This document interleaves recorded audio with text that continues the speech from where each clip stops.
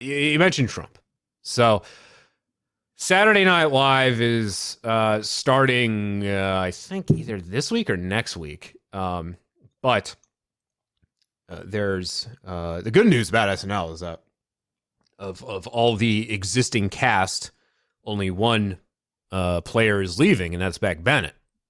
Everyone else is staying. Everyone thought Kate McKinnon was leaving, and Cecily Strong, and all these people, they're all sticking around. Kenan Thompson's never going to leave.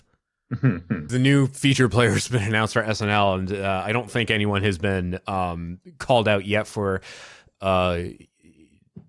controversial things they've done in the past.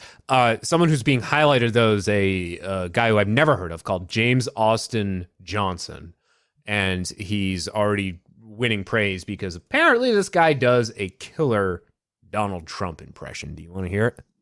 Let's hear it. Okay, here's James Austin Johnson as Donald Trump talking about Scooby-Doo. Scooby-Doo, they call him Scooby-Doo. They call show Scooby-Doo. But Scooby doesn't do anything. Scooby is not involved. Half the time, Scooby's not even involved. He's just a bystander. It's one of the worst deals we've ever had. To call a show Scooby-Doo and then not deliver on Scooby-Doo, this is not a show about a dog sniffing its ass, okay? This is your show with the mystery damer in a van, and they walk around and they do, they figure out, mystery. They're solving mystery. And Scooby is not involved in any way, shape, form. Scooby, frankly, gets much, too much attention, money. We're giving way too much attention to Mr. Scooby, and he's not doing anything. Scooby-Doo, he doesn't do.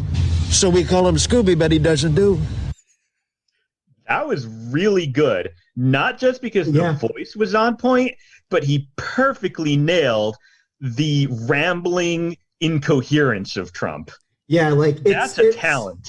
It's an art form to be able to match and replicate the cadence of how someone speaks, and it's weird because there was a couple moments where you can kind of tell this is an impression, but it's very hard to tell the difference. If you put them side by side, you wouldn't be able to tell the difference. Yeah, Trump talks like freeform jazz. There's no rhyme or reason to what he's saying.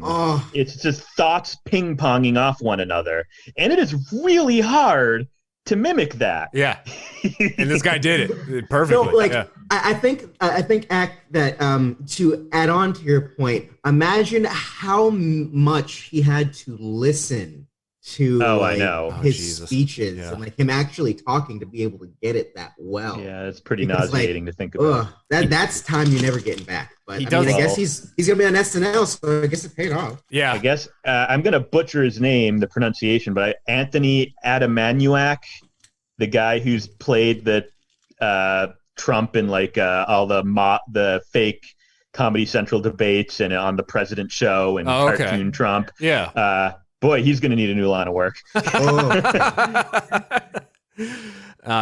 You're talking about how impressionists can nail the cadence and the mannerisms.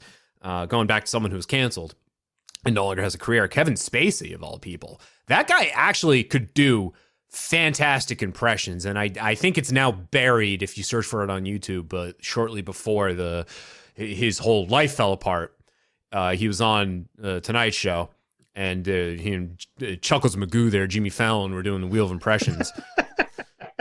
And every single one that Kevin Spacey did was perfect. You would think he was just miming along to recorded audio. His Johnny Carson was better than Johnny Carson. Wow. It was all so good. And he got like Johnny Carson specifically, when he would be doing his monologue, would do weird things with his hands, and the way he would look around, and Spacey nailed every part of it. It's just unfortunate that he nailed little boys too, because that man could still be going places. But anyway, here's more of James Austin Johnson as Trump talking about Super Mario Brothers. Here we go. Much of a presidency that anyone's ever seen. That's true. That's true. No one's ever seen a presidency. Because when I was leading, Bowser was somebody who, sometimes he would just stay in the castle, and sometimes he'd come down and be very mad. But Sometimes he would be our friend. Now you look at Bowser and he's bigger than he's ever. I mean, Bowser is furious. They call it Bowser's Fury, and he's bigger than he's ever been. I mean, that's a big Bowser when you look at it. There's a really big Bowser, and who is Joe sending? Cat Mario. They're sending Cat Mario. It's true. They're sending Cat Mario, and we would have hit Bowser so hard. We would have gotten the Halo guy. We would have done maybe Sonic. We might even be looking at Mr. Sonic to come in and help us with this very big Bowser. It's a bigger Bowser than anyone's ever seen. And it's so huge. I remember when Bowser was just sort of a guy you'd kind of, only sometimes you would do a little go-kart race with. You know, we would play tennis with him. He was someone we played tennis with, and now under Joe, we got a bigger Bowser than you've ever seen. He's so big and he's so furious. And they call it Bowser's Fury.